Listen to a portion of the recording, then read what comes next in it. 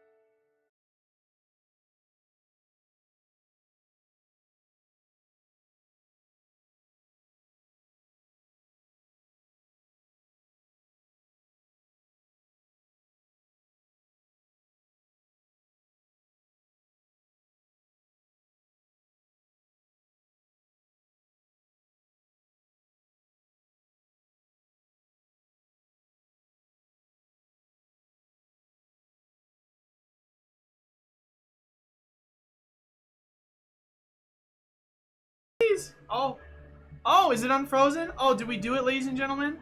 Oh, I think it unfroze. I think it unfroze. Wouldn't be Eli without technical difficulties. Okay. Goodness gracious. Wow, that was taking a while. Embedded in stream. Hold on one quick second, guys. I want to make sure that the embedded in stream is working so that people can see the URL launch on the restream. So for those people that are wondering why the T thing, so I always have on restream, it allows me to display on screen both Discord and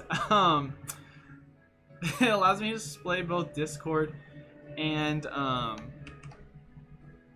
did I do the embedment right? And YouTube on the same page. And so basically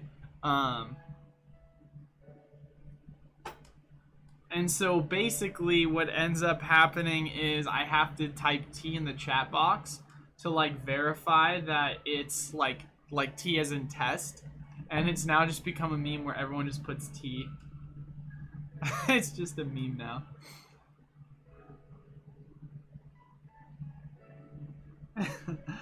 So hopefully I should get this to work.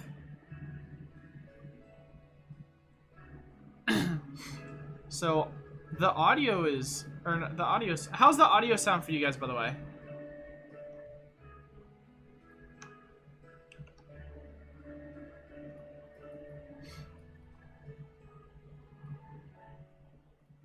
Hopefully audio is working well.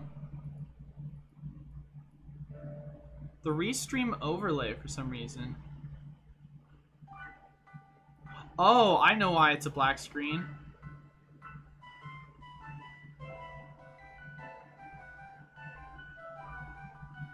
Wait, why is it a black screen actually?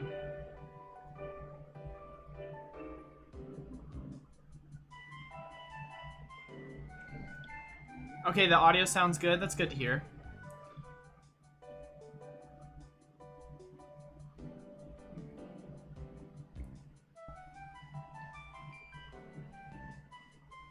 Yeah, because when I try and type in the file, and it says it's not visible. So I'm having fun with that.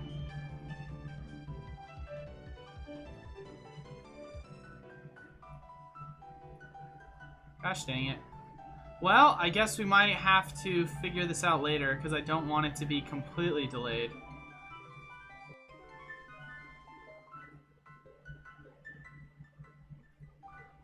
Maybe if I refresh the cache, that'll do something.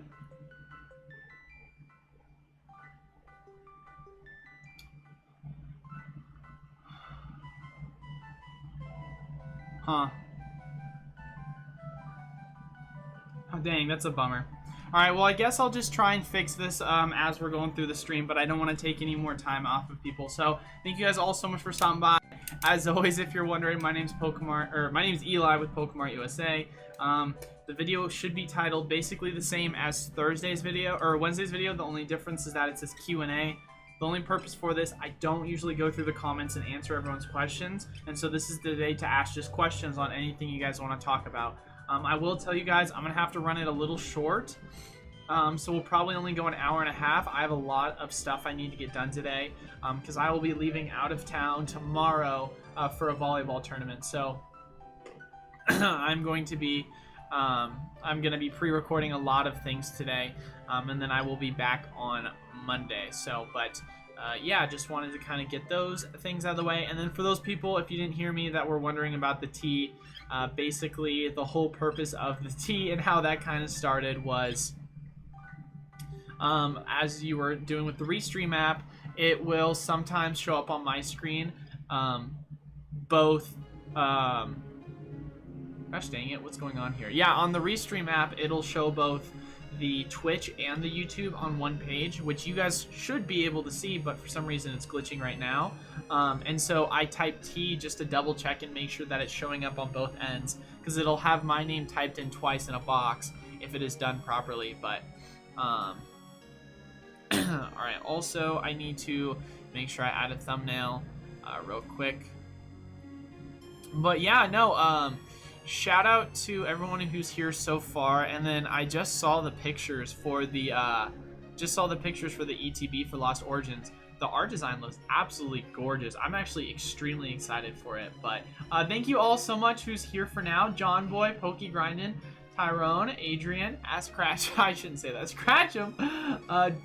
Your average player, UT Long, Eddie Base. Oh, hold on, I gotta make sure everything looks good.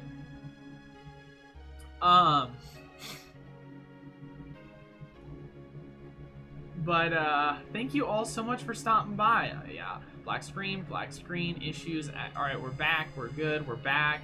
What's up, game? What's up, Hashcatcher? How are we doing? Down the shore and still gotta stop by to support Eli. What's up, chat? Hey, thanks for stopping by, Tom. I appreciate it. Been moving all week. What's up, babe? What have I missed? I mean, yesterday's video is probably the biggest piece of news that we're really going to be having a conversation about, that the standard format rotation got pushed back to sometime early of next year. That's absolutely massive news because for those people that don't know, rotations typically play a huge factor on what the reprint cycle is going to be for Pokemon.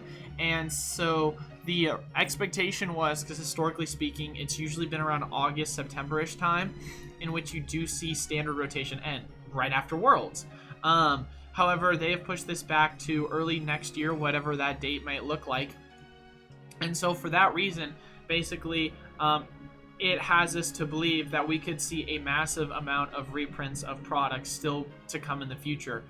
That really opens the door up for Sword and Shield base still having a reprint potentially, Rebel Clash still having a reprint potentially, Champions Pass still having a reprint potentially. So there's like a lot of things at play here that could lead to a reprint to happen on any of those three things. So that's kind of the main, I would say, focal point of news. Yesterday, obviously, as well, you know, Lost Origins just had the ETB images released, and the Pokemon Center exclusive ones are available on the site currently. And what's really cool for those people that actually do care about this, I personally do, I think it's a cool idea. Because if I'm being completely honest, the art designs for the standard versus the Pokemon Center exclusive have been really lackluster comparatively, and all you're really getting is 2 more packs. So I feel like, for me, it's never been one of these exciting things in regards to the packs, or making such a difference to where, you know, outside of an investability perspective, I would want the PC ones over the regular. However, they just announced that they're going to be adding an exclusive coin and an exclusive pin in the ETB, which honestly I think could really add a ton of value to it, especially for a lot of people that are pin collectors like myself. Hey Eli, what's going on? Nothing much, man. Like I said, just working. I picked up a 4th job, so that's fun. I've been super busy, and then I leave tomorrow for Portland, so that'll be fun. Audio's perfect, awesome. I'm at max and it's decent. Oh my god, really? Maybe if I get a little closer. I wish there was a way I could turn this up, but I literally have it turned up max. Also, why is the Pokemon Center offering Lost Origins at the cost of vendors are selling it for? What do you mean by that, Anvil? I have to look at the price. Did the Pokemon Center increase their prices? Here, I can drag and pull this up on the other screen too, so we can all take a look.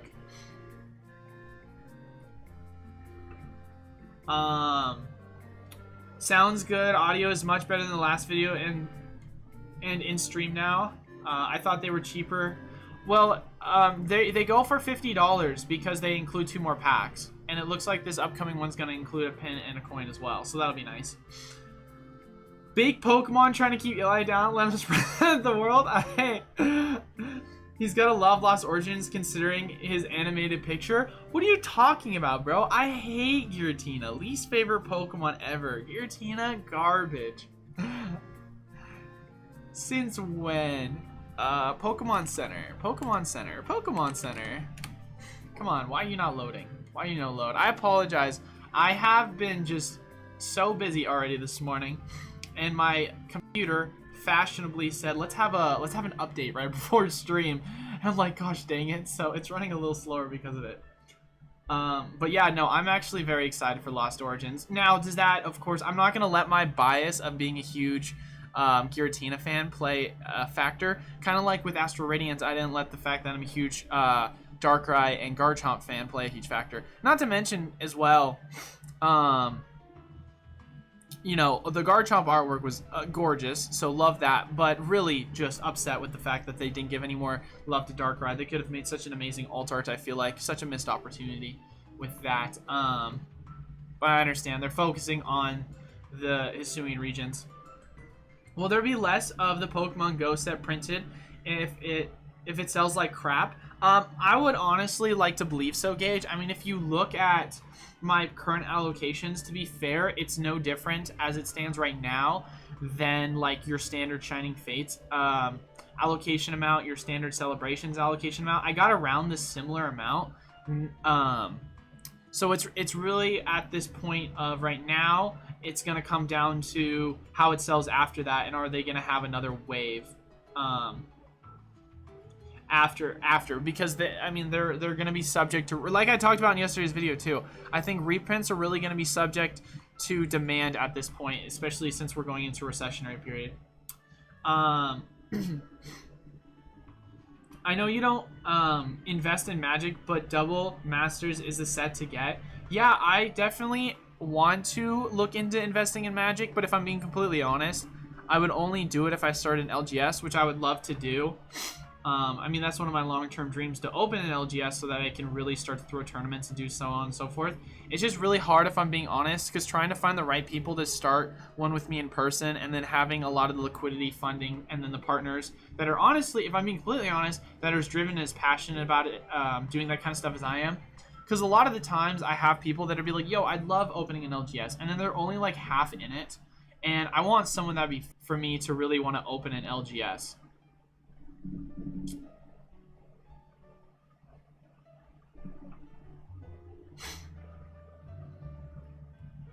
My face is frozen, and I think so is the audio. Alright, face is back. What about the audio? Is the audio running? Man, we are loving today.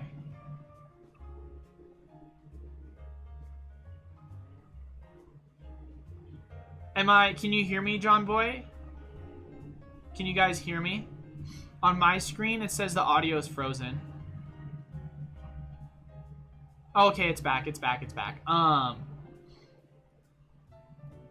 But yeah, no, man. For me, it's if I'm gonna go full steam ahead and like really try and send it with opening an LGS, it's got to be worth it for me, and it'll only be worth it for me if I have people that I know I can trust and are in it and invested in it as I am.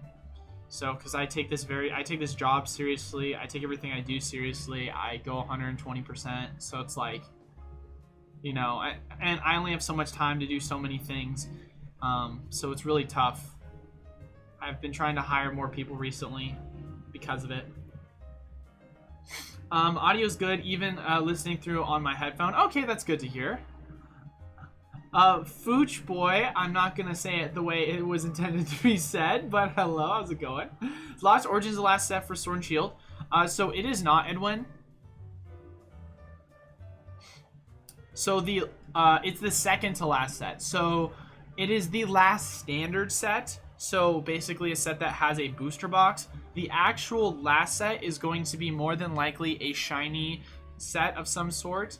Based off of what we've seen with the dummy image of the shiny Rayquaza. We can also pull that up as well, but I still want to try and pull up the pre-order page for Pokemon Center ETB, but it's just extremely laggy right now. I'm having a real fun time with lag, so hopefully I can get this to run. But if not, we can go to Poke Beach. Yikes, Eli, that is not Poke Beach. There we go. So if we go Poke Beach, we can go here, and then this should be the technical last set. We don't know what the English name is going to be, obviously, but First name Pokey, last name Mart. That's me, baby. My name is Pokemart. Yeah, we got the dummy image of the shiny. It looks like it's gonna be like a versus, which honestly, it's so funny. I kid you not, I talked to you guys about this 2 weeks ago, and someone had asked me what my ideal set would be, and I said I thought it'd be really cool if they did a versus set, whether it be typing or something along the lines of that. Well, this is a versus set if they end up doing it the right way, where it's V-Star versus V-Max. So honestly, that would be hilarious if my idea of one of my ideal sets I wanted to see coming out was it literally is going to be the newest set to end the year. I think that'd be so funny. I'd be stoked. Have fun, enjoy the tournament, man. Hey, I really appreciate that. Yeah, hopefully all goes well. I pulled my groin the other day, and it was hurting to walk.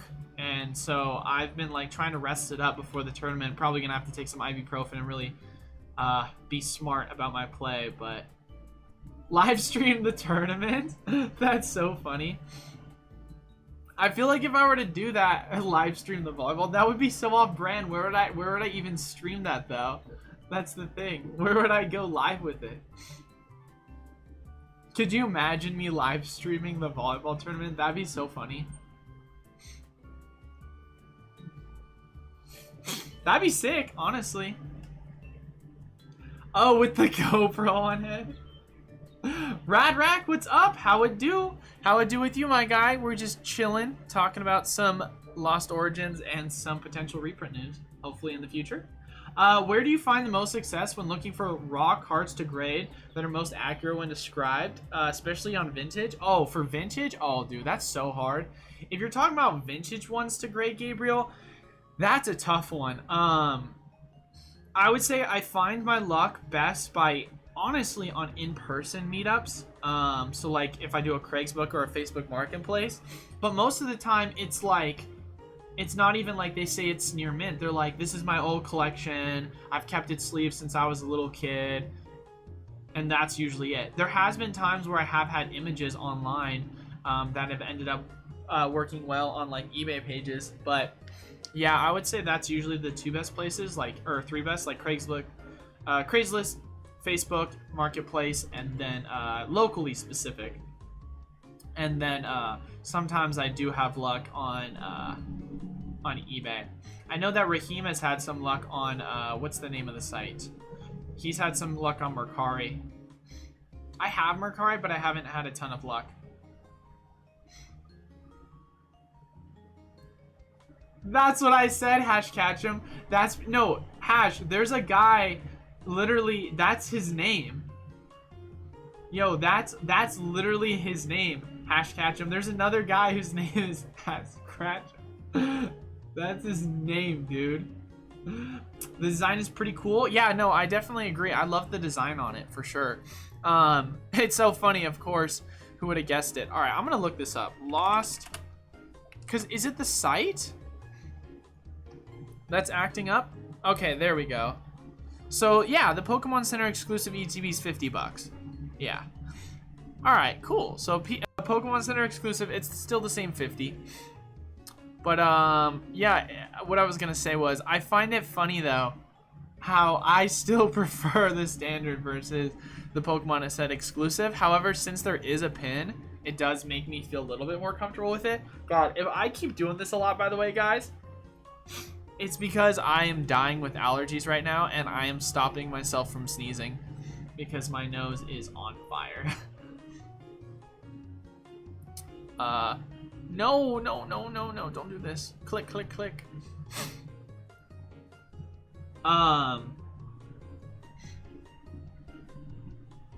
This guy working 4 jobs, steady grinding. Yeah, no, seriously. So, random job. So I coach volleyball. Which I have coaching after I stream as well. That's why I have to cut it short because I have to do work stuff before for Pokemon. And then I also, so I do this, I coach, I just got another job, which surprisingly makes good money, is actually running an ice cream truck. Who would have guessed that makes good money? And then I also work Uber as well, typically on weekends. So those are the 4 gigs that I'm usually running right now. This one is more of a full-time gig. The ice cream gig is also full-time. So I do this about 40 to 50 hours a week. I do the ice cream gig about 40 to 50 hours a week. I do coaching, I want to say about, I don't know, 6 to 7 hours a week. And then I do Uber about, I want to say about 10 plus hours a week. So all in all, like combining my jobs, how the hell does the math even act on that? There's no way I'm working 120 hours a week. I mean, to be fair, I haven't started that job yet, so things will definitely I'll have to find time some places. I just did training for my 4th job, so I start next week after the tournament, so I'll definitely probably cut back in one area or another.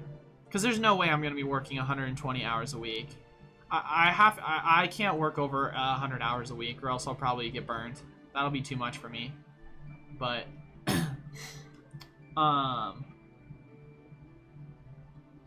I got 50 metal pins in the mailbox right now. Heck yeah, dude. But yeah, I love the black and gold. I love the black and gold design. I think this is so cool. Like the red is extremely cool, but the black and gold is gorgeous. But yeah, they got the Giratina pin, sick. Giratina coin, sick. I absolutely love it. I love it. I'm so stoked about it. Yeah, I'm super stoked. Volume seems better. That's good, Nicholas. I've been trying to fix it. How'd the volume sound on last video? I upped it to max, actually. Like, it allows me to do that when I'm in the editing software to increase the volume. Is vintage Charizard the best Charizard? Well, that's a loaded question, Dragon. Because are you talking about from, like, a value perspective? Are you talking about from an investment perspective? Are you talking about from an art design perspective? Are you talking about my personal opinion? Like, there's so many different ways to answer that question. I don't have any Jackalee's product, but was thinking about buying a couple of VMAX Climax boxes. What's your thoughts about VMAX Climax Boost Box for 55? I know that right now, John, I've had people send me links because I had asked where to buy it because I want to do a VMAX Climax break, but I've been so busy lately I haven't been able to do breaks on Sundays. That I know someone is offering it for $48, I want to say.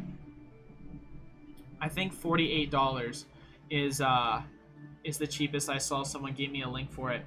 Pogo Hype is already dead. They butchered the set. Bro, I don't even know if there was really hype, honestly. Like, it was so funny. I was watching one of Pokerev's video yesterday, and it was the one where he was opening the Pokemon Go set, and I was watching him open it, and I was like, yo, this is so lackluster. And I was like, how is he going to be able to go through and be like, yo, I pulled another Ditto gimmick card. Like, I don't know, man. I don't get it. And people in the chat were like, yo, I'm so hyped. And I'm like, bro, this guy, like, I understand his whole job is to bring the hype for new Pokemon sets, and that's why Pokemon sends him product to open and everything. But God, man, it's just hard. It's hard. I would love it if Pokemon gave me product and stuff, but considering the fact that if I'm very honest on my reviews, if it's a good set, I'll give it hype. If it's not a good set, then I'll kind of, you know, crap on it. Might make it hard for that, but who knows. How do you think the wild release schedule of Pogo products will affect its popularity? I mean, it's definitely gonna have very low popularity in my opinion. Set's already terrible. Yeah, and people are already moving on. They're already moving on to Lost Origins. Crazy bad artwork, more secret rares than full art, holos, Vs. It's such a downer. Yeah, such a bummer. Still looking forward to Pogo. I mean, honestly, I'm looking forward to Lost Origins in the final shiny set. Is Rudy a lot more bullish on Magic? He's talking about more Magic than Pokemon. So John Doe, Magic is his bread and butter. Magic has been what he's into a lot. If I'm being completely honest, he doesn't know a ton about Pokemon. He obviously made his video off of his Pokemon bathroom. But as far as like following up with a lot of what's going on in the Pokemon world, he's not like heavily as involved as he is in Magic. Like, he knows stuff about Pokemon, but not nearly as much as he does about Magic. You know what I'm saying? I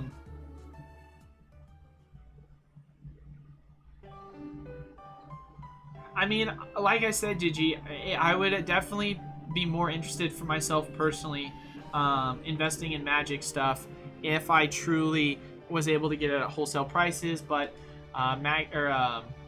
Magazine Exchange and all my other distributors that I use only, and more specifically, Wizards of the Coast, they only allow you to have allocations if you are an LGS, and I'm not there yet.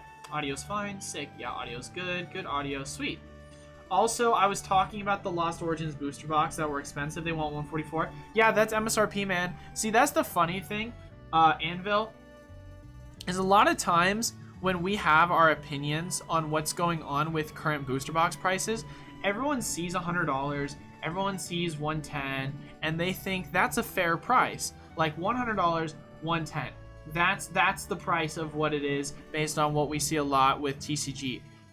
However, and eBay and other places. However, actual MSRP is 144.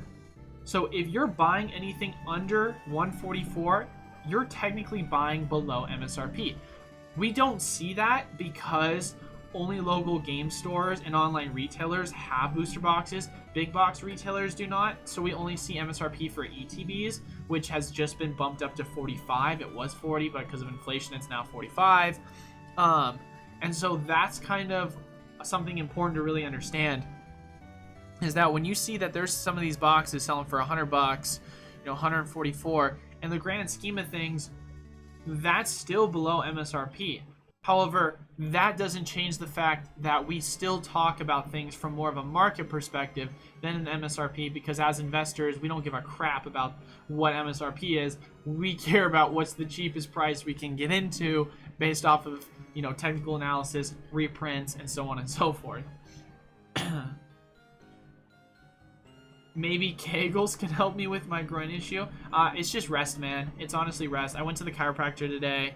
He helped adjust me. I feel great because of that. And he was working on my groin and had a bunch of exercises he was having me do. And it feels better for sure. Like, it feels looser is the best way to put it. But there's a couple of things he wants me to do at home that I need to work on. And also some, I need to get like one of those like power guns that is used to like help really like get rid of a lot of the stress in that area. Base set would be Steam Siege 2, Tyrone. You're so funny. Yeah, John, ibuprofen. Yeah, bro. I'm just gonna, I'm just gonna tough out the pain, bro. It's tournament season, bro. It's summer. It's tournament season. I will tell you though, based off of how I feel after the tournament, I might take some time off.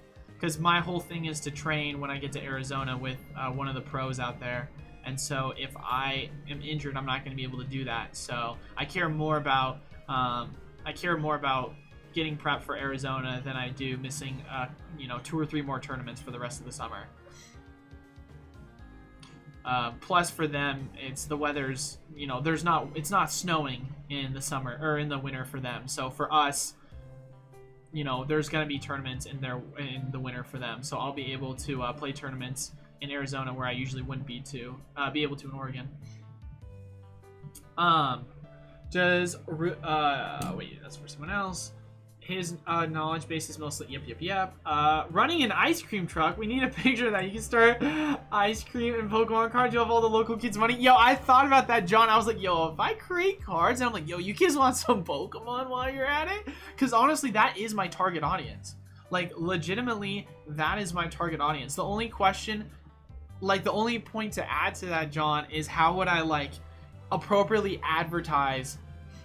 Because either I advertise my online site or I would advertise in person, but I run everything out of my house, so I don't have like an actual game store. And for most parents that are gonna have kids, they would feel more comfortable going to a game store than some kid's garage basement, like where he has all this Pokemon product that he's selling out of. You know what I mean?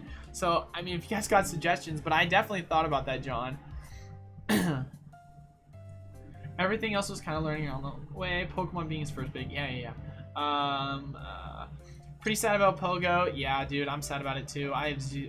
Oh my god, you're right. I might have to cancel pre-orders for the Pokemon exclusive ETB if I'm being honest.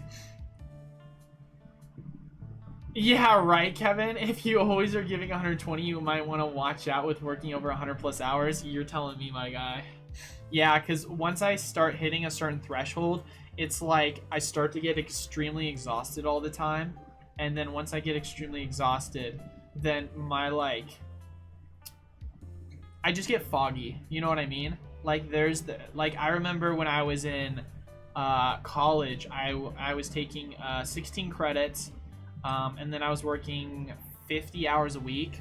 And then my job asked me if I could start working more hours. So I had 2 jobs. I had one I was working 30, and then another job I was working 20.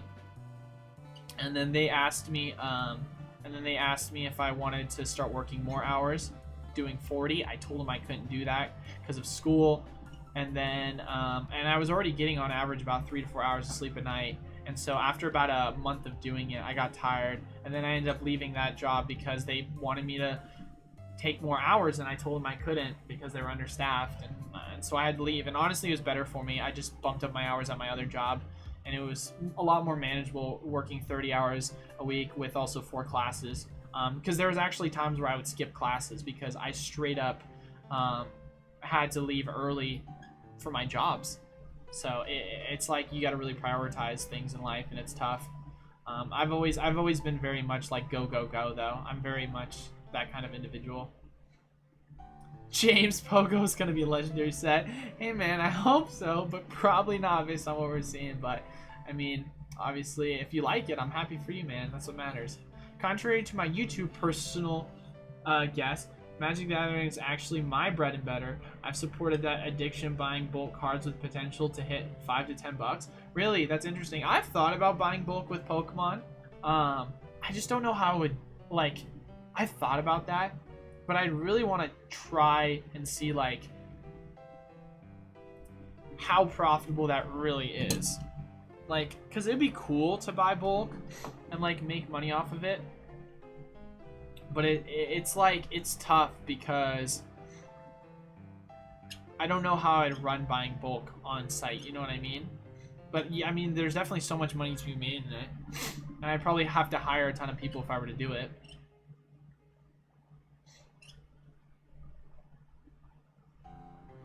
Made it again. Let's go, Tic Tac. I always appreciate it when Tic Tac comes because he's over in Australia, so times for him are a little different, so it's always appreciated. Picked up a Chilling Drain booster box for 77. Did you do that recently, Rad? Because I know it was going for around 75 to 80 bucks, if not like a couple months back. But if you picked it up recently for 77, that's a big old deal, dude. What supported me a lot when going to Hasbro, both in Comic-Cons, is buying. Yeah. I mean, I want to start also doing bulk for Flesh and Blood too, because I feel like there's a lot of money to be made in Flesh. Are you familiar enough with Japanese to rate VMAX Climax booster boxes long term compared to modern English? I think it'll do well. I would say I'm familiar enough with the Climax to say it'll do well, mainly because it recently got another print, which is awesome to see for Japan, because that's very rare that they do that unless it's really a specialty set. I think it's a super high demand set, and you're able to get it for a really good price, all things considered. So I think it's I think it's a really good long-term investment.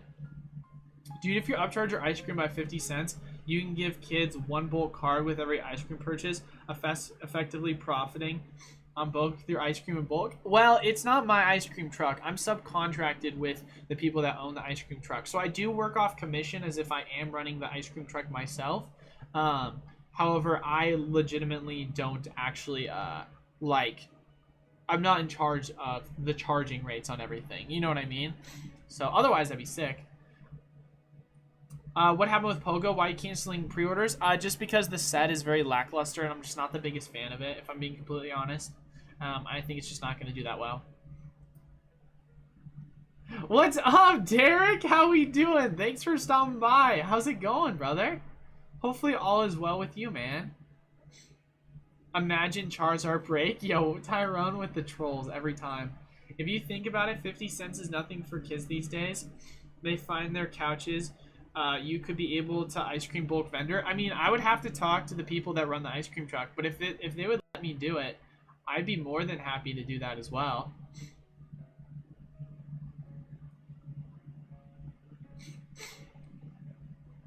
How do you ship packages raw singles worth $100?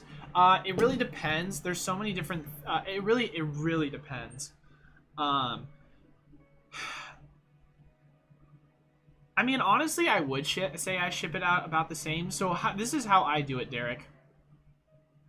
I take so penny sleeve, top loader, then I take like a piece of paper and I put it over the slit. Oh, I froze. I froze. Unfreeze. Okay, I unfroze. Sorry. I take a piece of paper, put it over the slip, then tape that so it's easy to pull off and pull out the card. Then I put it in a plastic baggie. Then I put it between two pieces of cardboard and then rubber band it, and then I put it in a bubble mailer.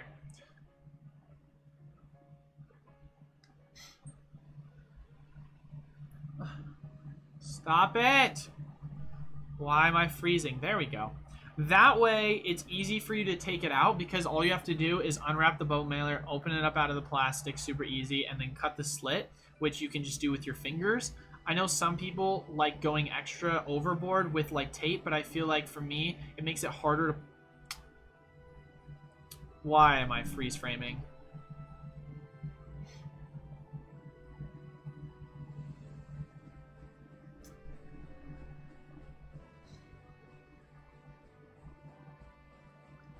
We good? Okay.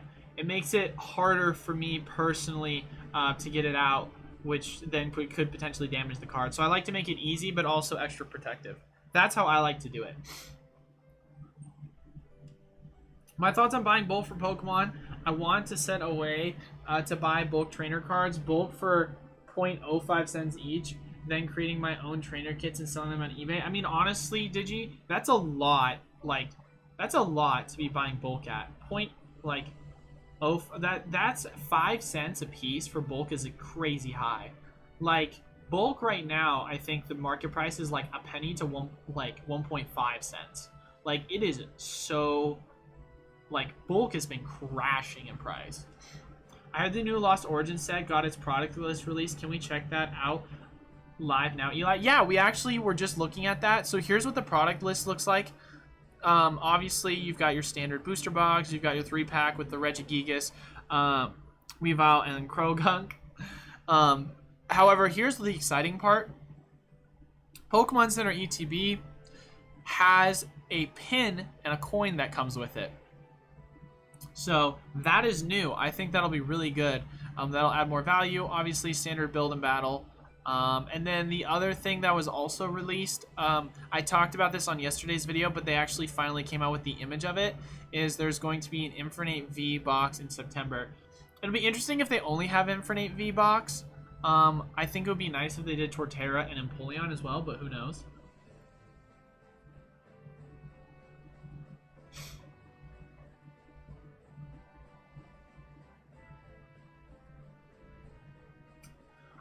You should also talk to them about battling kids on video games for every ice cream they purchase, and if they win, they can roll roulette wheel for hollows and reverse hollows. That's actually so funny. I mean, like I said, man, I would love to definitely incorporate it. If you guys have ideas like that, I definitely am all open to it. Because that'd be a really fun, cool experience with the kids. And if I can sell Pokemon too, why not? But I feel like it would really have to come down to what my bosses think. And if that really will, as long as that doesn't take away from it for them, you know? I don't think I can only use Ice type.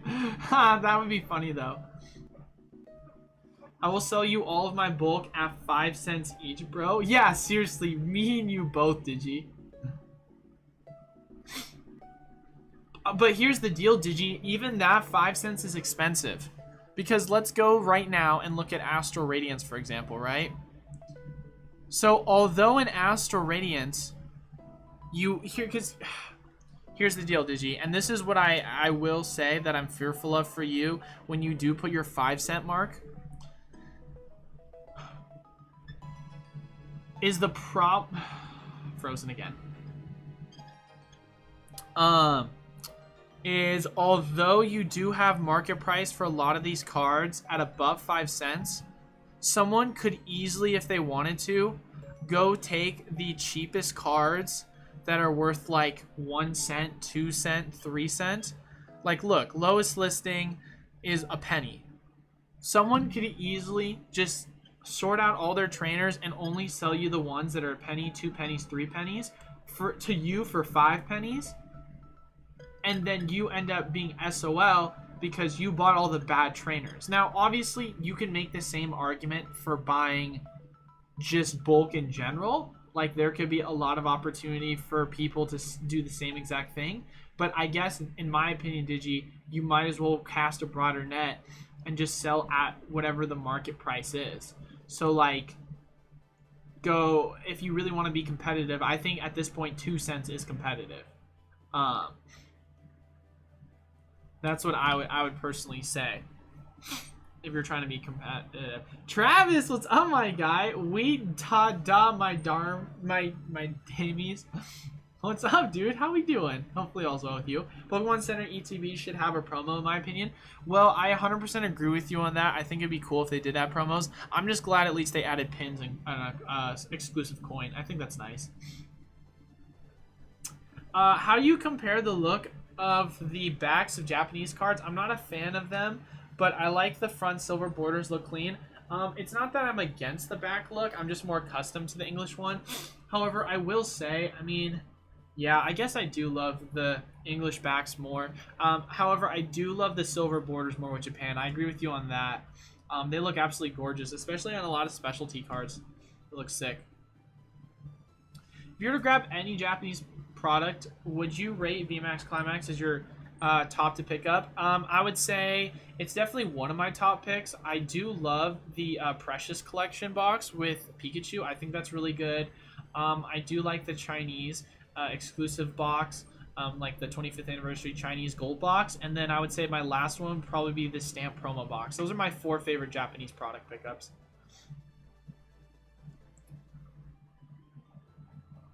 I don't think that profitable because you have to pay for shipping. Well, who would have to pay for shipping, Anvil? Because with, like, for example, what are they called? Safari Zone. They make you pay your own shipping when you ship bulk. LOL, it was a thought, but I guess I have to curate which trainers too. I mean, it's definitely not a bad idea. You just gotta curate it. Pleasant Toad, I follow. Hey, I appreciate the follow. Thank you so much, my guy. Asteroid Eaton's ETB a good buy, 30 bucks. Yeah, definitely not a bad buy at all. I mean, MSRP for most places is like, or sorry, wholesale for most places is like 27 bucks. Some places, if you're lucky, as cheap as, if you're lucky, as cheap as 24. But at this point, it's really 27 to 28 bucks. Is around wholesale, so 30 bucks is a great price.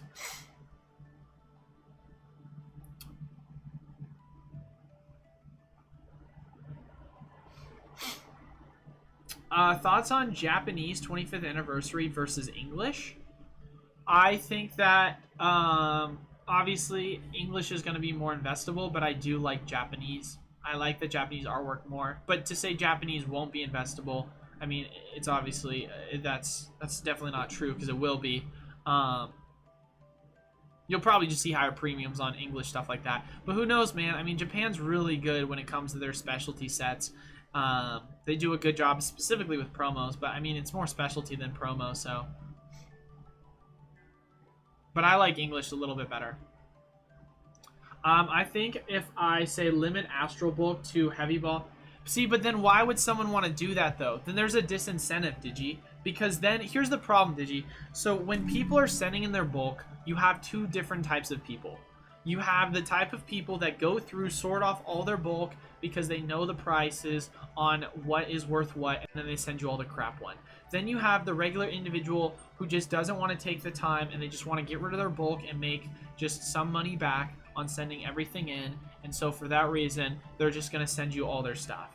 So what you eliminate is both customers by doing that, because the people that are going to sort out and only give you the crap cards, well, they're going to go away because they're not going to give you their good cards because they know that they can sell it for more on like TCG Player and other sites.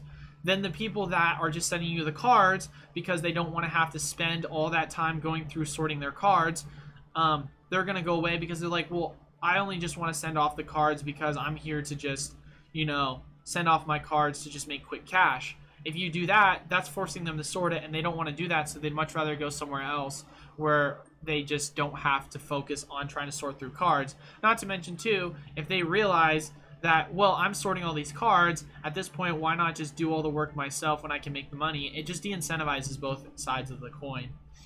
Which set would you say is the best pickup? Wait, which set would you say is the best to pick up singles currently? I don't know. Probably Shining Fates and Vivid Voltage. Those are both really, really cheap for singles right now if you're talking Ultra Modern. I really love the single prices on those right now. They're probably the cheapest you're going to find them. So they're pretty tight, to say the least.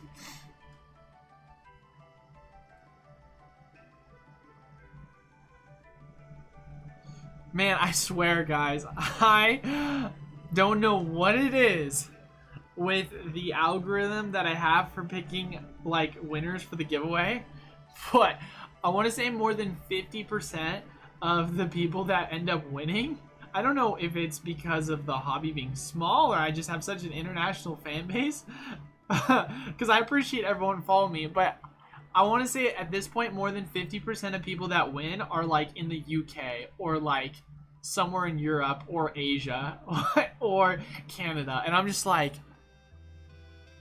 holy crap, this is so expensive to ship to you guys. Which, I mean, it's free packs, but also when I'm adding another $20, I'm like, it's big tough. So I make it work for those people that want it still. It's just so expensive, man. I don't know how that keeps happening. So if you want a high chance of winning packs, I guess go live somewhere outside the States. Man, a shiny Charizard VMAX for $100 that's pretty cheap. That's extremely cheap, dude. I mean, especially when you're talking about at its release, it was going for $850. Shortly after the set came out, it was going for around $500 for a while, and then it started to slowly, like, kind of go down. Yeah, it's a great price right now, man. It's at a really good price. So, I like it personally. But yeah, I don't know, man. I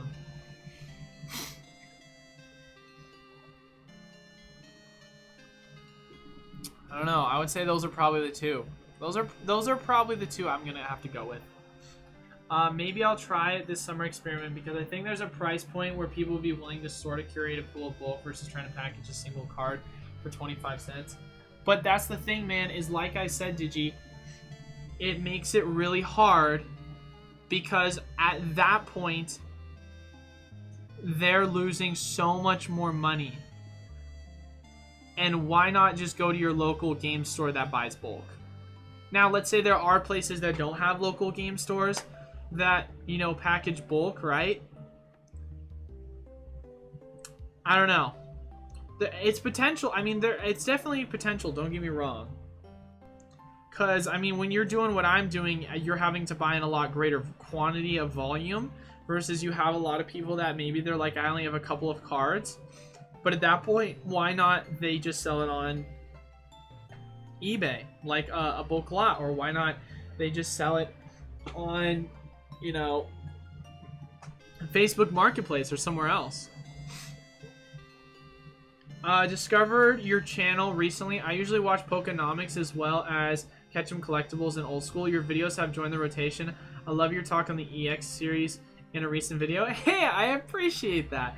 Yeah, no, man. I think, I mean, I'm all about... Here's the thing, man. Although my, like, content is specifically curated mainly for, like, a lot of ultra modern... Gosh dang it, guys. I'm sorry. Don't sneeze. Oh. Although my content is curated predominantly for a lot of ultra modern followers, I do talk a lot about older product because I do get a lot of questions about, you know, Wizards of the Coast era stuff, EX era stuff. I'm the only one that talks about Diamond and Pearl and Black and White, unless you're any of my mods. Both my mods are huge Black and White and Diamond and Pearl fans, so except for Travis. I don't know if Travis is a huge fan, but I know that definitely Koga and Raheem are. But yeah, I talk about everything, man. I talk about it all, and I love giving my opinions on each because I have such a. I like to. How do I want to talk about this, man? I feel like people spend way too much time, like, getting bogged down on saying this era is so much better than this era. But for me, I like to spend a lot of my time appreciating every era. So I look at it from the perspective of this, instead of this era is so good, this era sucks. This era is not that good. This is why this era is good. Instead I look at it from the approach of I like this era for this reason. I like this era for this reason. So it's a lot more positive focus on why I like certain eras over others. Obviously, I will sometimes give my criticisms for eras on why I don't like certain aspects, but it's mainly trying to come from a very positive perspective because you have a lot of people that are very much like WotC's the king, everything after WotC sucks, or I only like old vintage, I don't like new ultra modern, and then vice versa. So I really try and focus on not having a hard-headed look on one side. But I do, with that being said, I do appreciate, because I know, the only reason why I mentioned that is because I know those guys, they're very much bigger fans of older modern product. So I definitely feel, what's the word I'm looking for, blessed that you were able to stop by this channel and you were able to catch my EX talk. So I really do appreciate that. Holy crap, don't do it, Eli. Don't do it. Don't sneeze. But yeah, man, if you have any questions about any of that older stuff, feel free, man. Because I'm all about old school product. I'm all about it, too. If the big 3 PSA BGS didn't exist, which other game company would you have enough confidence to go with?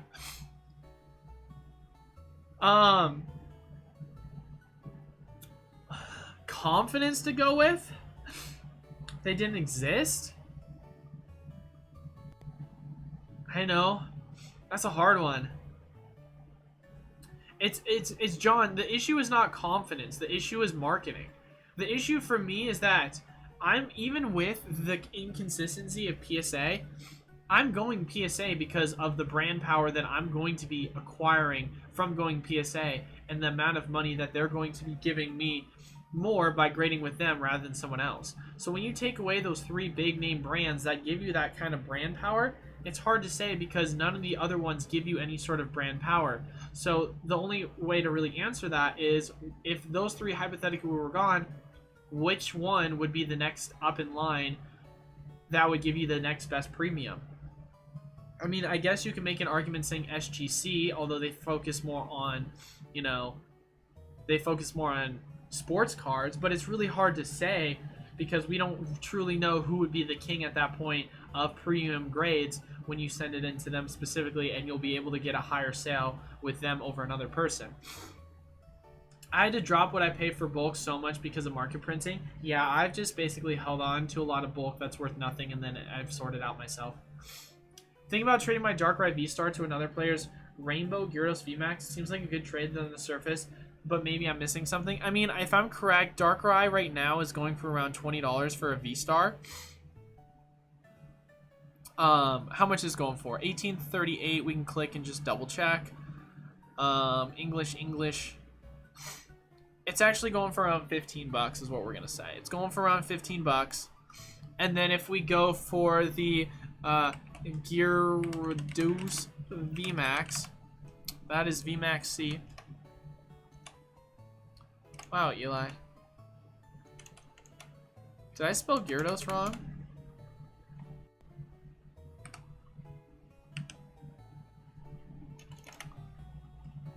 How do I spell Gyarados? Oh, there's an A. There's an A after. A whoopsie. Versus a Rainbow Gyarados VMAX. Let's take a look and see what that's at.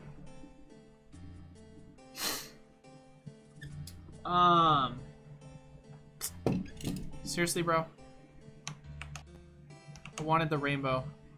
I wanted to see the rainbow as well. I hate how it does that on TCG Player. I wish it would just show me all of them first and I could click on it. Let's take a look at it, Kyle. My LGS is only giving a cents per bulk. Honestly, I mean, that's not far off, John. That is not far off. I mean, for a while, the most competitive place, like, to send your bulk to was, it was Safari Zone, and they're closed again, and their last price was 1.7 cents. So that's about right, honestly, dude. I've thought over the past year, bulk has dropped 50%. No, dude. Over the past year, bulk has probably dropped about 90%, I want to say. 80 to 90%. Because at one point, you were talking 8 cents. 8 cents was your, like, peak bulk price. And now you're talking about a penny. That's a huge drop. Like, that's what, 90... I mean, if it was 80 cents... So that's about like an 86% drop, I want to say. 88%, something around that price point. I love how laggy my computer is. Alright, so the secret is going for around 24 bucks. You're getting a better value if you get the Gyarados. So I would take the Gyarados for sure. I would 1000% take the Gyarados over it. I think I'm lucky because I live in the Bay Area. There's a lot of Pokemon buying cards and only for chases, but currently no LGS in the area is accepting bulk. Yeah, I mean, crap, man. I don't think there's an LGS in my area that accepts bulk, but also I live in a small area, so. So I should try and leverage the Discord and Twitter time in. You know, if you want to ever have someone for a casual talk like this with some financial talk, I'd love to come on and talk a bit. If not, keep creating, man. I dig it. I collect Gen 1s through 4 mainly. Hey, that's usually that's my era, Brevity. Specifically, a lot of Gen 4. But I do collect some older Gen as well. Yeah, I mean, I've thought about that because we have had a couple of individuals that have talked about wanting to do like, you know, have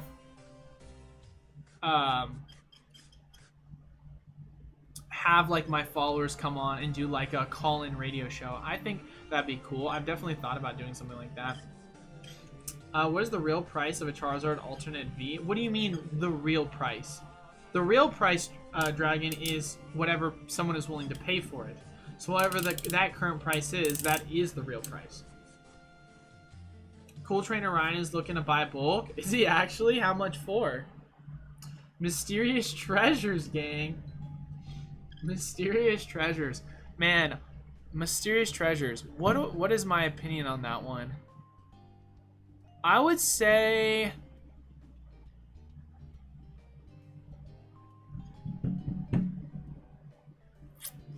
It's hard because as a DP fan, that sounds so wrong. As a Diamond and Pearl fan, it's really hard because I love all the Diamond and Pearl sets. But I feel like Mysterious Treasures, I feel like that's probably my least favorite.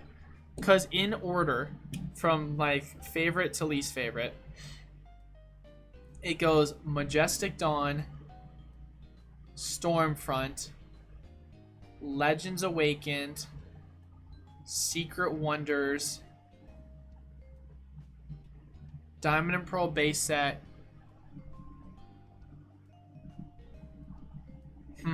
Maybe I do like Mysterious Treasures more than Great Encounters.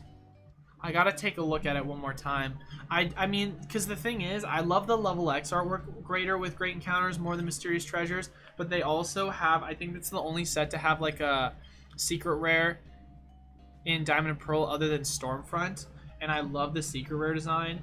The Hollows as well, I mean, although I'm a huge Gen 3 fan, I'm not such a huge fan of the Hollows to the point of where I can see myself liking Mysterious Treasures more. Plus, I'm a huge Garchomp fan, and I know some people might not like the artwork on it in Mysterious Treasures, but I love the Mysterious Treasures claymation artwork with the Hollows. So I would say definitely, it's not my least favorite. That would probably go to Great Encounters, but I do love Great Encounter Level X's. But yeah, I mean, I do love Lucario too. I'm a huge fan. The Electivire, I mean, it's a level X, so it's cool, but it's not my favorite. You know, I love the Tyranitar artwork. I love the Garchomp artwork. I love the like claymation artwork of Mesprit as of Uxie. Celebi is really cool. I love the Honchkrow. Honestly, man, yeah, Mysterious Treasures is sick, dude. Mysterious Treasures is a sick set. It's pretty sweet. It's pretty sweet. It's pretty sweet.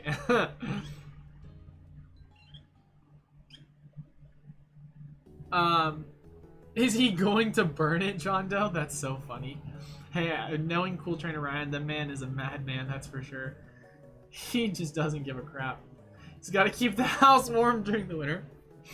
Heart Gold, Soul Silver, Diamond and Pearl era all the way. Oh yeah, baby. Heart Gold, Soul Silver. Yeah, we're all big fans of that Gen 4 era Heart Gold, Soul Silver. Oh, speaking of which, don't mean to flex on you guys, but your boy recently has been trying to unlock the Q-Charm glitch on Heart Gold, my old Heart Gold, because I came across a video, it was a YouTube short actually, that was like talking about how to do the Q-Charm glitch. And I recently went through and looked at a tutorial, and it took me about maybe an hour and a half, 2 hours to do it, and I got the Q-Charm glitch, and I also was able to get a shiny Totodile as my starter, and then I'm going through and I'm gonna try and catch every Pokemon that I can shiny in Heart Gold. So pretty stoked about being able to do that glitch in game. But yeah, as far as game cartridges that I have, I don't have any of the older original ones. I do want to eventually get them, but I prefer to get them graded. But as far as like non-graded cards, I have Fire Red, Leaf Green, I have Sapphire Emerald. I used to have Ruby, but my ex-girlfriend stole it because she's a horrible human. And I had an old Diamond that she also stole as well. So I had to buy a new Diamond, Pearl, Platinum, and then I have White 1, White 2. And it's so funny because I bought White 2 thinking, yeah, I played with Zekrom the first time. I want to play with Reshiram this time. So I was hoping to buy White 2 thinking I was going to play with, or was it the other way around? No. Yeah, I have White 1, White 2. I wanted to play with the same character, sorry, Zekrom, and then they changed characters. I'm like, frick, I got Reshiram this time. But honestly, over time, I've started to love Reshiram more than Zekrom. I have Pokemon Y. I don't think I have X. I don't have any of the Sun and Moons because I skipped that gen. And then I have both Sword and Shield, and then I've got Brilliant Diamond, Shining Pearl, and then I've got Arceus. So I have a good portion of the games. Oh, and I have Heart Gold. Don't have Soul Silver though, although I love it. Eli, eat some Flamin' Hot Cheese that clears out my nose with allergies. Well, so where I live, man, like pollen is so prevalent, so it's just the pollen in my area that just destroys me, man. Would you prefer a BGS Pristine 10 over a PSA? Oh, all day, dude. BGS Pristine 10 all day. Yeah, the premiums on 10s for BGS compared to PSA is far greater. Both black labels, of course, but Pristine, oh yeah, all day. It's just so much easier to get a PSA 10 versus a BGS 10. So I prefer to get a BGS 10, but more than likely it's going to be easier for me to get a PSA 10. So I'll send it into PSA depending upon what I'm sending in. Looking great on my WotC era card, so PSA over CGC all day long. PSA over CGC all day long. Yep. So here's my philosophy, Andrew. If it's older product that you can claim a really good premium on with PSA, I go with that. So basically anything from the XY era and older, I like going PSA. Heck man, I even like going a lot of Sun and Moon era stuff. But with a lot of what you can buy right now in TCG Player, Sun and Moon era, you can still get really good condition cards to the point of where, for me, the premium on, let's say, like Hidden Fates product, it's so much greater if you do hit those 10s, and for the price of what it's going to cost you to send it in to PSA versus BGS, it's such a slight difference. And on top of that, once again, your premium is just not worth it for the grading fee that you're sending when you're sending into PSA with a lot of ultra modern cards and modern cards in the Sun and Moon / Sword and Shield era. So my personal non-financial advice is, if you're going to go grading ultra modern, I personally like BGS for Sun and Moon era and Sword and Shield era. If you're going XY and older and you're trying to do like bulk sending in, I would definitely go PSA, but BGS for Sun and Moon and Sword and Shield.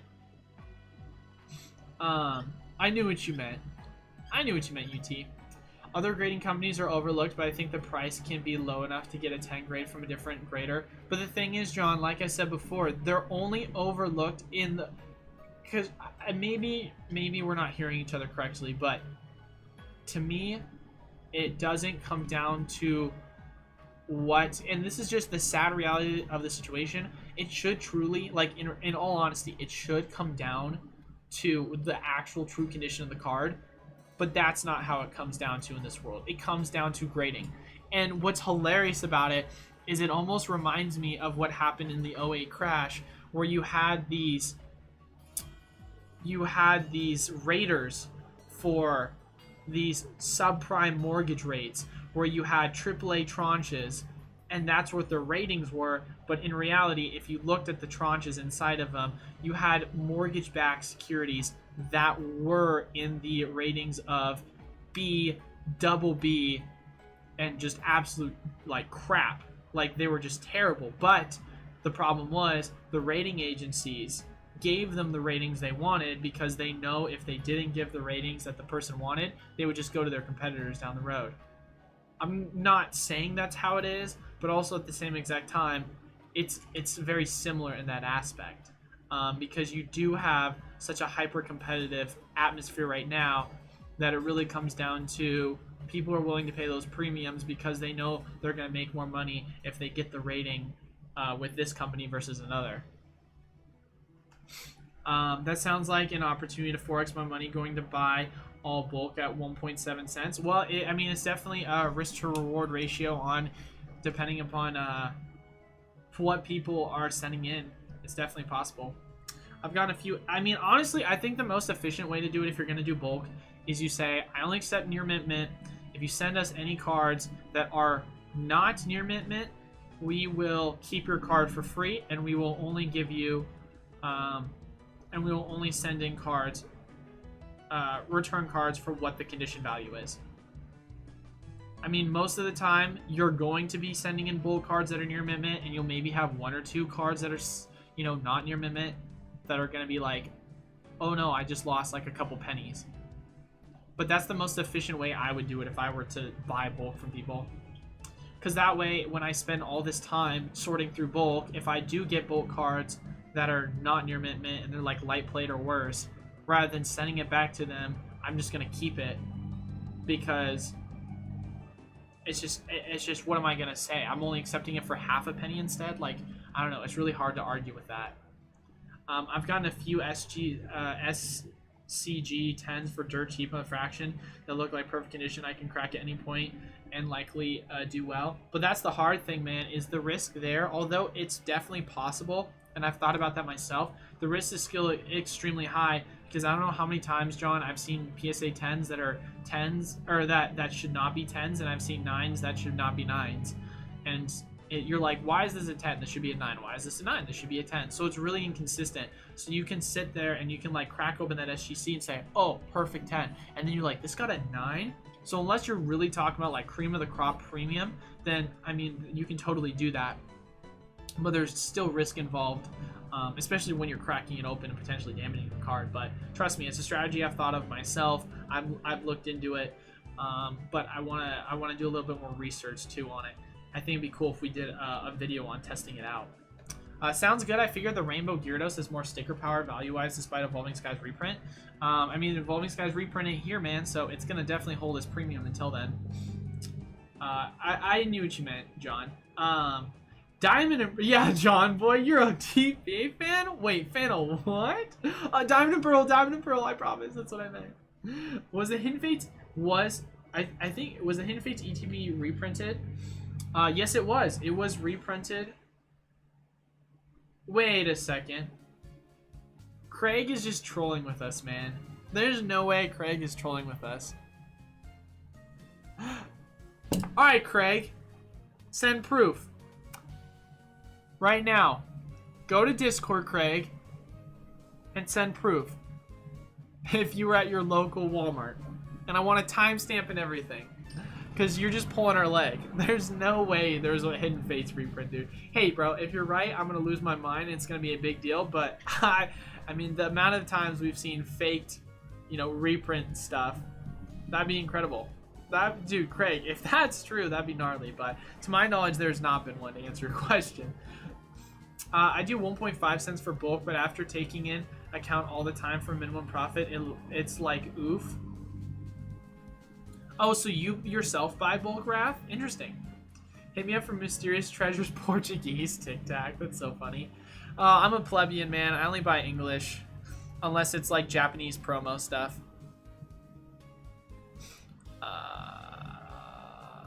Hint Fates. I have all but White 2 and Ultra Moon and all cases except for Ultra Moon. Hey, that's pretty cool, man. Yeah, I want to buy graded. I want to buy a graded Platinum. I've always wanted to own a graded Platinum. I think that'd be great. One thing that kept me out of Gen 4 compared to EX series is the subjectively ugly reverse holo pattern.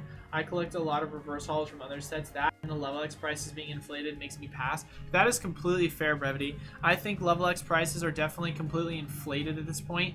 It's funny, they were extremely undervalued and now they're extremely overvalued.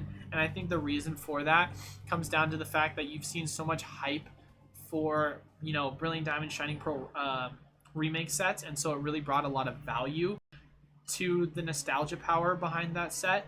And for a while they were so cheap, and so you had a lot of people that were like, oh wow, this is dirt cheap, I should probably buy it now. And so, you know, that's what I would personally say, Brevity. And then on top of that as well, you know, talking about the reverse holo patterns, I mean, it's not that I dislike the reverse holo patterns, because for me, like, I love the cards at the end of the day, and so the reverse holo patterns, I mean, it's pretty similar to standard ones.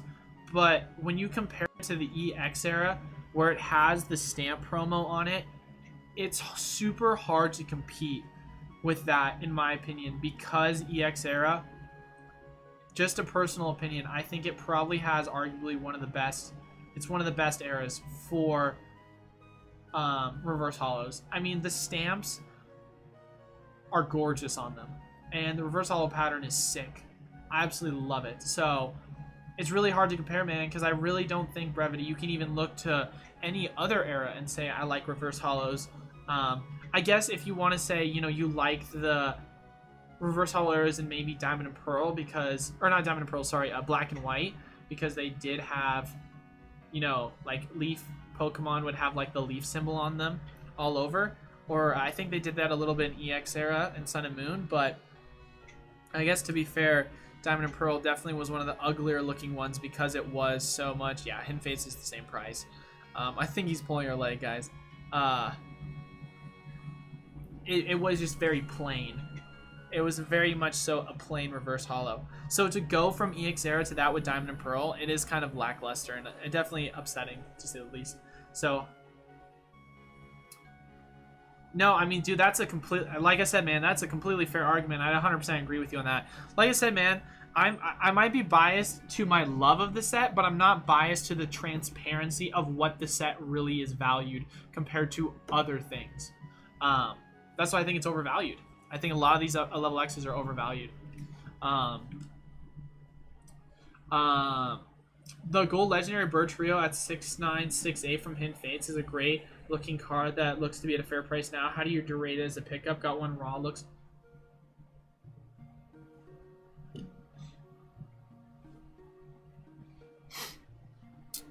The Gold Legendary Burst Trio?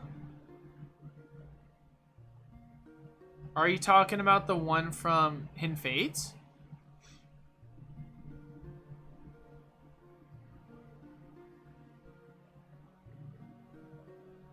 I mean, it's not a terrible pickup by any means. I think it'll probably do well. But if I'm being completely honest on what my favorite is, and this is just because I think the artwork is so unique.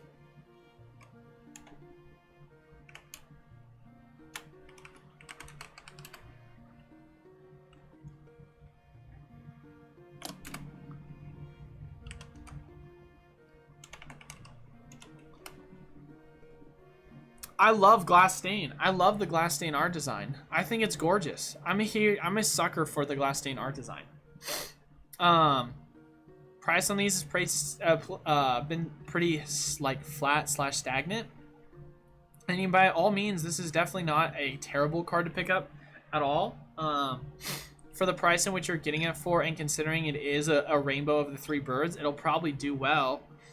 I think this art design is cool, but not nearly as cool as these. I love this one so much, but I definitely think the Molterzap, I think that's not a bad buy at all. I mean, for $7, man, and seeing how much it's gone up, that's a good buy for sure. I mean, pretty great return. Is the vintage Pokemon market okay? I mean, as it stands right now, if you're talking about what's going on with vintage, you're starting to see a lot of specific sealed product go down. Raw cards are also going down. I would say vintage is... It's the most ironic thing when vintage is being hit harder than ultra modern. And I think the reason why, and specifically like WotC era stuff, is because a lot of people had a misrepresentation that WotC was very much a scarce set. WotC is not as scarce as people think. And even then, items such as the first edition booster box just recently sold for $200,000 on auction, and its high was sold it sold for $450,000. So you're talking about the fact that that's a 60% retrace off of that booster box. Like I said, guys, even though sealed is, you know, typically a safer, you know, hold long term than singles, especially when you're talking about long-term returns, nothing is truly safe when you're talking about recessionary periods and bubbles popping, because a lot of these items, specifically in WotC, they had the greatest returns. However, they're probably going to also have the greatest retracements because of how overinflated they truly became. I mean, another perfect example is like the Lugia PSA 9. It went all the way up, first edition, of course, to like 15 to 20K. And it's now sitting at like 2,500. I mean, that's like an 80% retrace for a first. I mean, we can take a look and see on Pokebeat or Pokedata. Pokedata should have the information we want on this. But let's look up. So we go Neo Genesis, first edition, right? And then we go Lugia. And if we go take a look at the PSA 9, and just let's look at this chart, guys. So, okay, not 15,000. So 9,269. That was the high sale. And you're now seeing a recent sale of 1,200. I don't know how accurate that is, but we're going to say, for the sake of this argument, it's going for around 2,500 is what we'll say. I mean, if we really want to, we can take a look and see.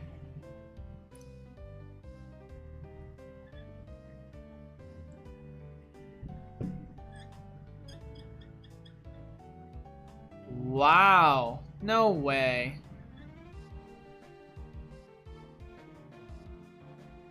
That is a legit sale.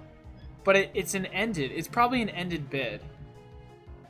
But the winning bid is 1,200. There's got to be more that we don't realize. There's no way that's how much it actually sold for. I'd be stunned if that's how much it sold for. I mean, 1,200? There's just literally no way in my mind. Why is it not showing me the listing?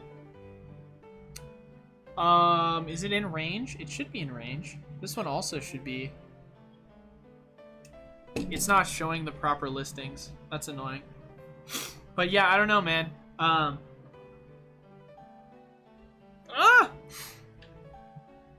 Yeah, it's, I mean, regardless of the fact of the matter, I mean, if we're just saying, frick, I am so struggling today with allergies, my guys, I'm sorry. So let's just say, for the sake of the argument, right, with this Lugia, we'll say 2,500. I think that's a safe place to put it. I know some people have sold it for around that price too, so I feel confident about it. If you're telling me that at its high it sold for 2,250, we'll say 2,500. 9,000. 250. That is a 73% retrace. Some people might say I'm cherry picking. Obviously, you know, there's so many different items across the board. Some dropped 40%, some dropped 90%. I think this is pretty indicative of how the WotC era market is going right now. Damn, I'm just going to keep itching my nose until it breaks. I mean, yeah, man, if you're talking about this going for 1,200, that's crazy. Because we're talking pre-COVID era prices, guys. Like, you're talking about for a PSA 9. That's crazy, man. That's crazy. The classics never get old. By the way, Pokemon Classics did a stream with Nostalgia Gnostics yesterday. I did see that, dude. I thought about watching it. We still live. Just got back from Boardwalk. Yes, we are, good sir. I'll probably go for another 10 minutes or so. For Dirt G prices, SGC price, I mean, if cracked and got a PSA 9, I still wouldn't expect to lose money. All depends on the price point of entry. That's a good point. That is a very good point, John. Just pull the Charizard from Shining Fates. I want to trade for the Rayquaza Altart. Should I wait for the Evo reprint, or is now an okay time? I mean, I think the Rayquaza Altart will definitely lose its value. The V, I assume, because that's probably the price equivalent. It'll definitely lose its value, so I guess it depends. If you're talking about the V, you're going to hold the strongest premium right now, but if you're trying to trade for it, you probably get a better premium later when the price does correct with the reprint. Yeah, right, this is going to be a short stream, right, guys? I was thinking, why do you think the Shining Arceus from Legends is half the price of the Shining Mew and Rayquaza? Because Shining Arceus looks like an underrated pickup for me.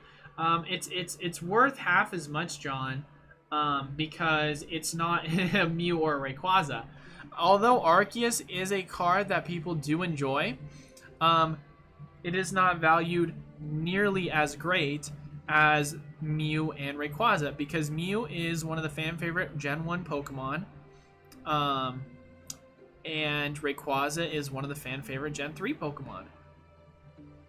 So it's really hard to compete, because although people do love Arceus, and Arceus is a great card, it has nowhere near the same level of,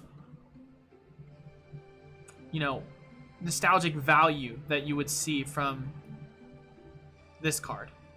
Which I love seeing that the value of it keeps going down too. That makes me happy. Because I want to eventually master set this Shining Legends. I think it's a 6 set.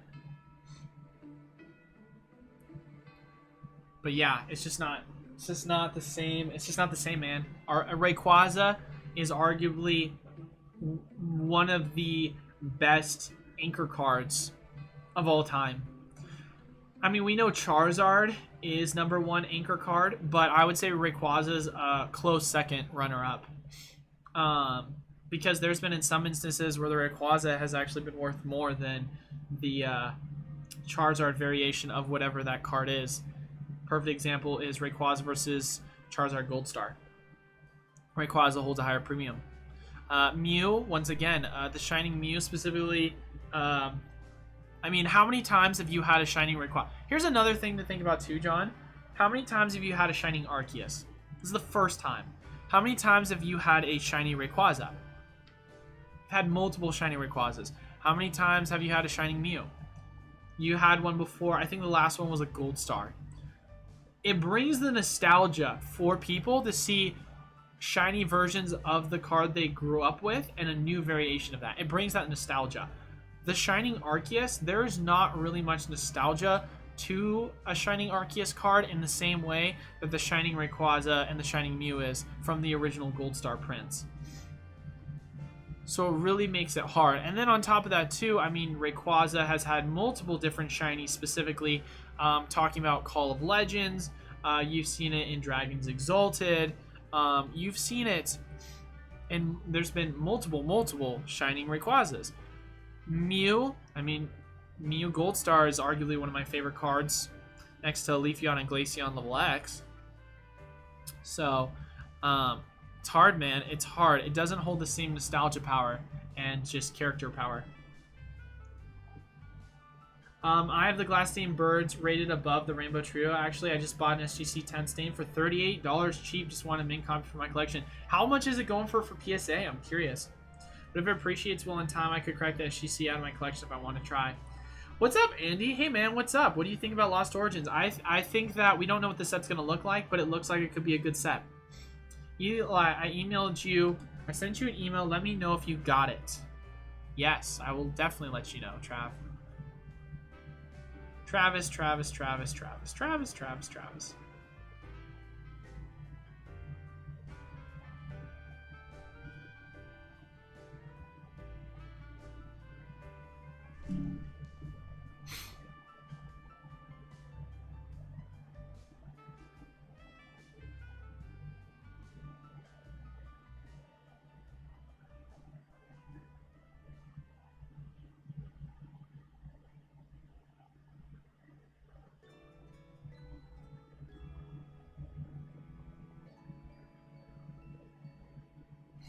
Huh.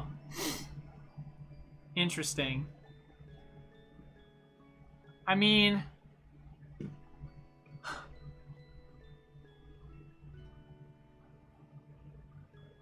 here's my thing with that, Travis. I want to say yes, but I mean, like,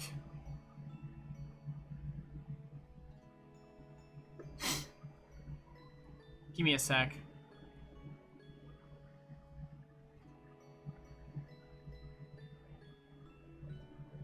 I guess that makes sense. I mean, but you could, I mean, after shipping, bro. No, there's no freeze. I don't think I froze, unless I froze away for a second.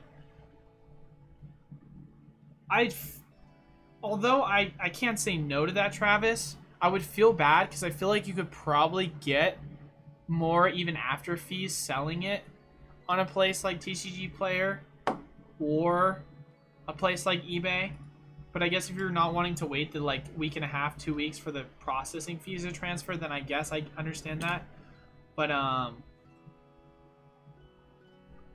yeah, no, man. I mean, I definitely would. I'd greatly appreciate it for sure. But I feel like you can get more elsewhere. I'd feel bad, but I appreciate that. I can't say no to that. What's the girl with you in the anime? Who's the girl with you in the anime picture? You ever gonna bring her on live? I'll bring her on live if I can drag her on here. That's my girlfriend. So basically, for my 23rd birthday, she had a graphic designer design this icon and created a poster out of it for me. So it was extremely cool. I absolutely love it. So it's a picture of me and her, and so basically, yeah, that's what I got for my birthday. And so the person obviously designed both of us in it. And you know, I've tried dragging her on. She's just a little bit more camera shy than I am. She's a pretty big introvert, so it'd be pretty hard dragging her on. What do I think about Vivid Voltage? I mean, I think it's a pretty strong set. I mean, you've got obviously your Pikachu. It's the first time I've ever had a real main set that focuses around Pikachu. And then on top of that as well, you've got your Amazing Rare introduction, and they've got a Rayquaza, Jirachi, Celebi Amazing Rare. So you've got a lot of cool Amazing Rare cards. So I think it's a solid set. By the way, guys, we're gonna, like I said, I'm gonna wrap it up early, so we're gonna be down to the last 5 minutes, and then we're gonna call it good. PSA 10 Glass Stained Birds, about 60 plus on eBay. How high do you think that card could be appreciated in 5 to 10 years? That's a hard one, man, John. It's really hard because it's a hard one for me to say,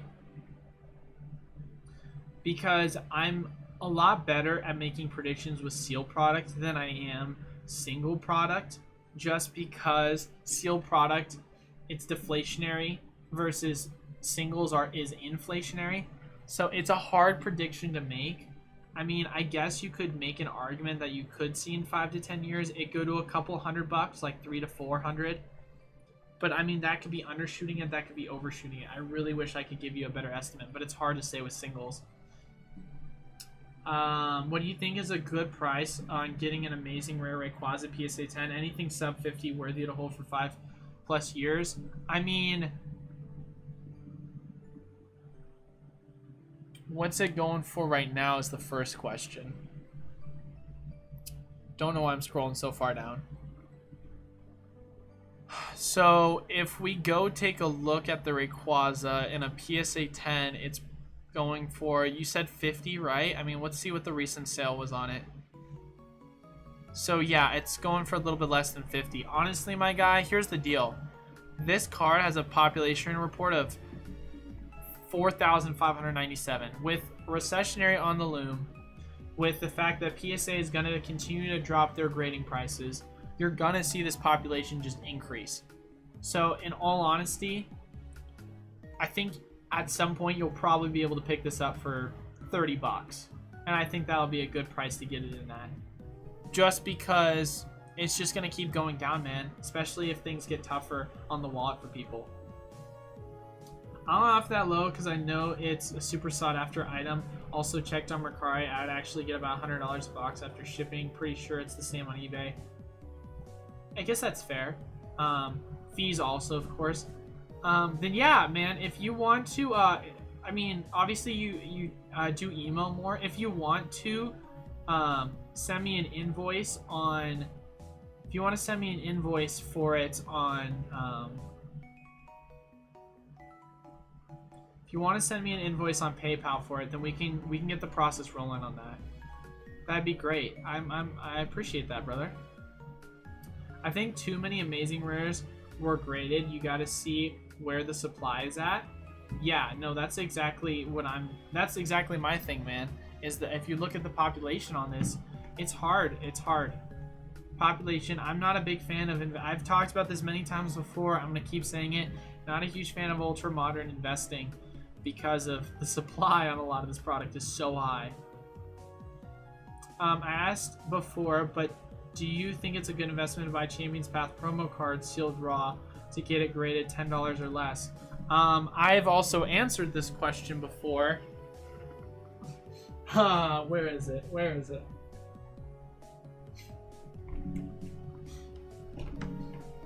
I don't think it's in this box. Is it in this box? No, it is not in this box. Give me one quick second there, UT Long. Nope, not here either.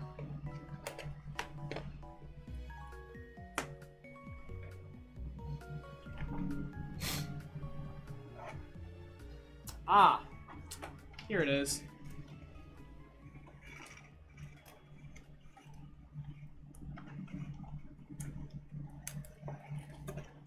Gonna probably answer that with yeah.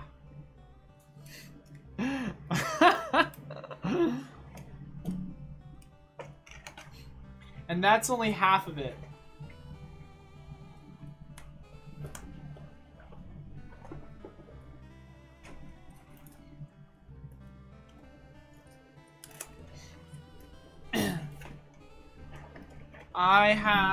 I'm probably sitting on around 100 of the Charizard promos. But to be quite frank, one of the reasons why is I want to do a video on it.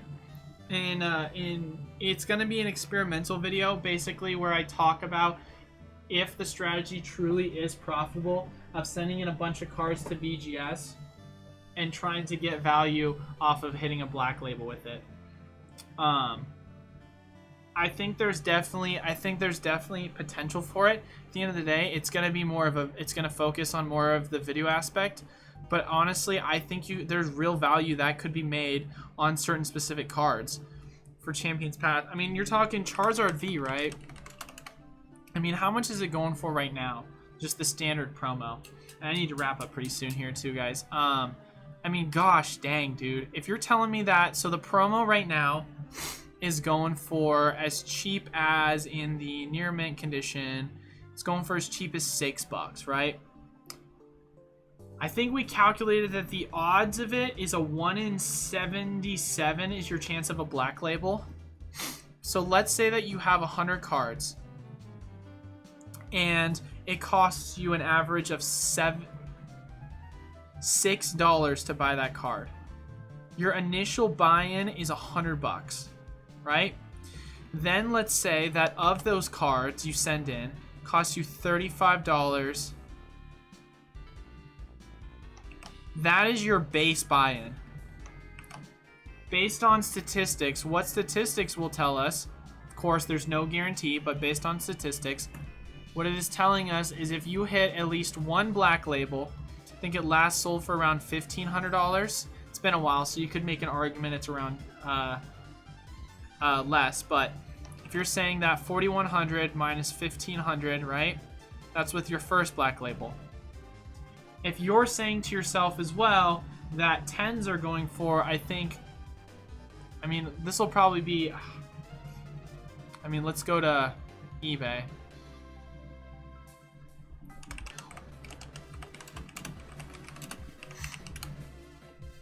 I mean, let's take a look and see how much the value of it is really going for with BGS.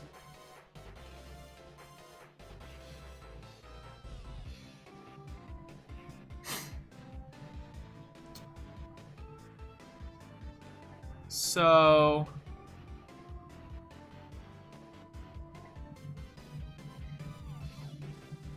I mean, gosh, can we find our last sold 10?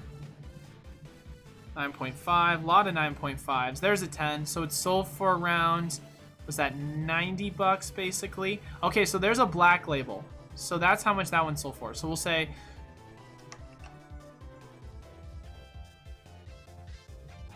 $3,000. And then just want to double check on it. This was June 8th.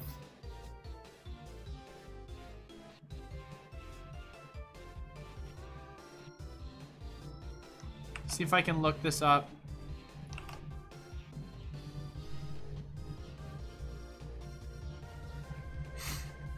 So that was almost 90. That's 110. That's 115. So we're gonna say about $100, right? So, and then what were the 9.5s were going for around 50, right? Isn't that what we calculated? The 9.5s are, oh, that's definitely not 50. That's like 30. That's about 35. That's about 30. That's about 40.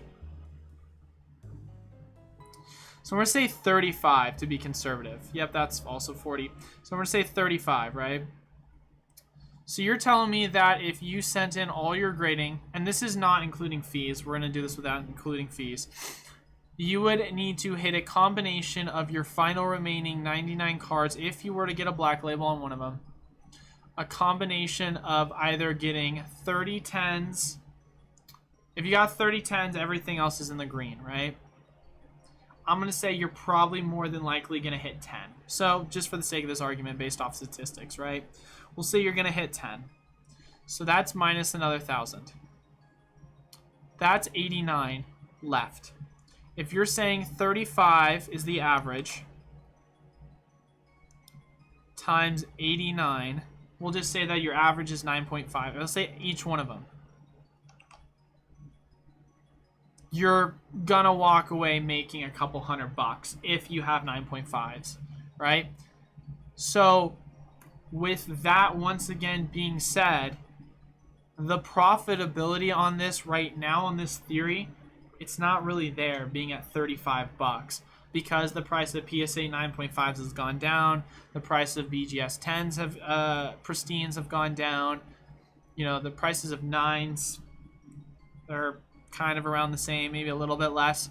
So now if you were to change the equation and you were to say $25, which puts you at $2,500 plus, you know, your $600 initial fee, that leaves you with an extra wiggle room of, I think, $1,000 profit. So it's like, because the difference is what we calculated $215, I think is how much we said the profit was. but that was with our initial start out point of 4,100 in overall expenses. So if we change that from 4,100 to 3,100, yeah, that's an extra $1,200 that you'd be saving. So it's like, this theory is a lot better at a lower price.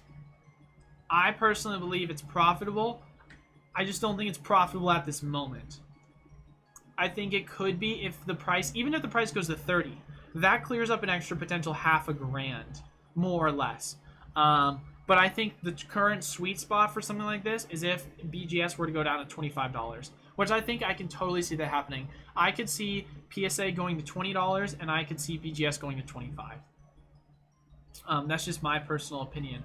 But yeah, I think it's possible, but I'm not there yet to where I feel comfortable to try the strategy out, because I feel like I just lose a lot of money at that point. And that's not including fees, too. So you take off an extra 15% of that. All right, I got to answer the last couple questions, and then we got to get out of here. What's up, Wisdom? Thanks for stopping by, man. We're wrapping up, though. I would, but the PC promo, but I don't know about grading. You might get hurt after. Or the CP promo. Yeah, no, like I said, man, you got to really calculate it. What's your thoughts on investing in Toys R Us promos, like interesting with nostalgic Toys R Us out of business? I don't think it's bad by any means. I definitely am a huge fan of investing in older, out-of-stated promos. I've been buying a lot of Burger King promos that I actually like a lot, John. So I definitely think you can totally find value in promos. Picked up a Pika Poncho for, hey, that's a pretty good price. No problem. I don't use PayPal very much, but I'll sort it out. Glad we can work. Yeah, of course, my guy. I appreciate it. Yeah, no problem. I didn't have time to tell you all last stream because my lunch break was done, but I've seen a Face Cloud booster box going for $200 on Amazon for a day. Dang, dude. I mean, if you picked it up, shout out to you, man. That's an amazing price. That's an amazing price if you can pick that up. But anyway, ladies and gentlemen, I got to get going. I'm already 10 minutes over being early. John Boy, we got to try and figure something out, too, so we can set up a meeting. I don't know if I'll have time today, but hopefully so, because I'm about to leave for the tourney. So, but as far as it goes, as always, make sure leave a like, guys. If you want to enter in, of course, to our weekly giveaways as well, you know, leave a comment down below and be subscribed. Weekly giveaways, you know, you can enter in by commenting and liking any of the pre-recorded videos Monday, Wednesday, Friday, and then we have 3 winners. They'll each receive 12 Astro Radiance booster packs. So, but thank you guys once again.